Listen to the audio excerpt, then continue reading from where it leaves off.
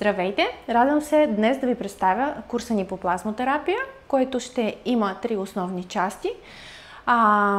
По-конкретно ще са 3 основни вида на плазма, която можем да направим от кръвта на нашия пациент. Цялата идея е, че колкото по-здравословно се храни нашия пациент, колко по-малко има болести и има добър имунен отговор, толкова повече качествени частици имаме в кръвта.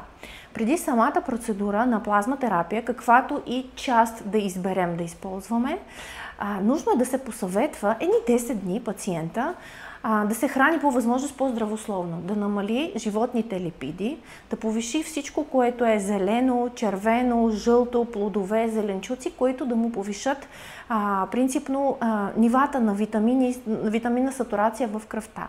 Също така е хубаво да се препоръча на пациента да се спрат или намалят по възможност антикоагулантите в тялото и съответно други лекарства, ако е възможно това. Хубаво е да се храни с висока протеинова храна, защото в кръвта ще имаме висока наситеност на аминокиселини и това ще ни даде една плътна здравословна плазма, която ще е функционално работеща.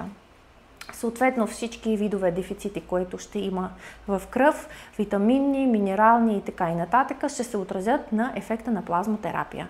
И така, нека да започнем от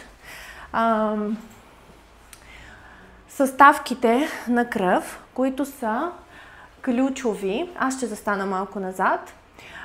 В дадения случай на вас е страшно нужно да държите в главата, страшно много е нужно да държите в главата какво ние реално изтегляме от пациент и какво използваме и прилагаме. И така, по повърхност ще тръгнем, кръвната плазма е 55%, т.е. по-голямата част от самата кръв, ако изкараме еритроцити от нея. И реално в плазмената част ние ще намерим много малка еритроцитарна част, която не е успяла да се седиментира. Ще намерим левкоцити, тромбоцити и най-важното, можем да дръпнем напред, и най-важното са всички останали съставки. Това са транспортни молекули, стимулатори и многото натрий, калций, магний, всички видове, боже мой, как се казва, електролитни вещества и така. Започваме. Ясно, че е течната част, която е плазмата, функциите ще минем по тях. Значи, основната функция на плазма ще е естествено транспорт на нашите хранителни вещества, кислорода и хормони, протеини, които се нуждае нашето тяло да бъде доставено там за определени метаболитни процеси.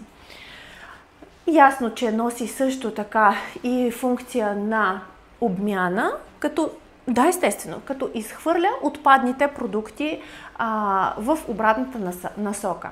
Значи, нормалният обем на плазмата е, като вземем от общата телесна маса, е само 5%. И общата кръв до 55%. Така, значи, като изолираме чистата плазма, вие ще видите, че тя варира по цвета от светло-жълта до тъмно-жълта и може да бъде понякога и мътна.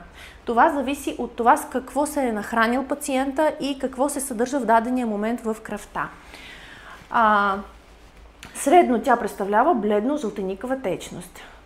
Състои, както е описано, до 10% са органични вещества, главно са транспортни молекули белтъци, до 92% е вода и неорганични соли, за които споменахме малко по-рано. Имаме електролити, глюкоза, всякакви микроелементи, липиди, белтъци, витамини, хормони, ензими и така. И тези всички вещества ние носим постоянно в нашата кръвта. Затова дори да има притеснение пациент, ще имаме определено ниво на хормони в дадения момент.